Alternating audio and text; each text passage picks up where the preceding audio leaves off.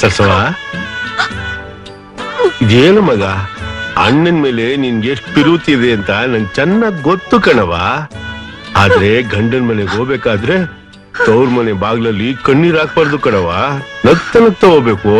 ನಡೆಯವ, ಬಾ ಬಾವಾ.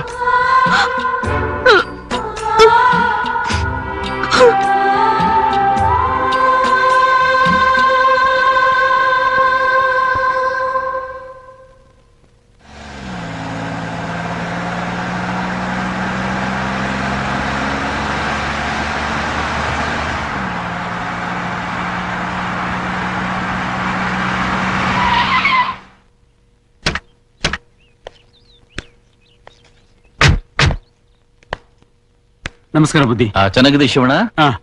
ಲಗೇಜ್ ಎಲ್ಲ ಒಳಗಡೆ ತಂದ್ಬಿಡು. ಆಯ್ತು ಬುದ್ಧಿ. ಬಾ.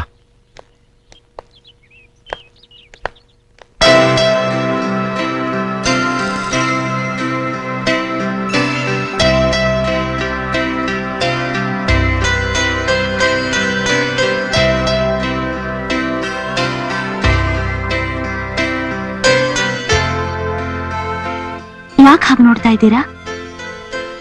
ಈ ಬೆಳ್ಳಿ ಬೊಂಬೆನ ಎಷ್ಟು ನೋಡಿದ್ರೆ ಆಸಕ್ತಿರಲ್ಲ.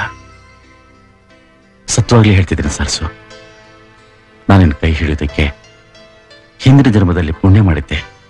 ಯಾಕೆ ಹಾಗೆಲ್ಲ ಮಾತಾಡ್ತೀರಾ? ಪುಣ್ಯ ಮಾಡಿರೋದು ನೀವು ಒಬ್ರೇ ಅಲ್ಲ, ನಾನು ಕೂಡ. ಪ್ರೀತಿಸಿ ಮದುವೆ ಆದಾಗ ಅದರಲ್ಲಿರೋ ಸುಖ ಆನಂದ, ಈ ಸುಖ ಆನಂದ ಯಾವತ್ತೂ ಹೀಗೆ ಇರತ್ತಾ? ಅನುಮಾನ ಯಾಕೆ ಸರ್ಸು? ನನ್ನನ್ನೇ ನಂಬಂದಿರೋ ನಿನ್ನ ಹೂವಿನಾಗಿ ನೋಡ್ಕೊಳ್ತೀನಿ. ಸುಖ ದುಃಖದಲ್ಲಿ ಸಮಭಾಗಿಯಾಗಿರ್ತೀನಿ.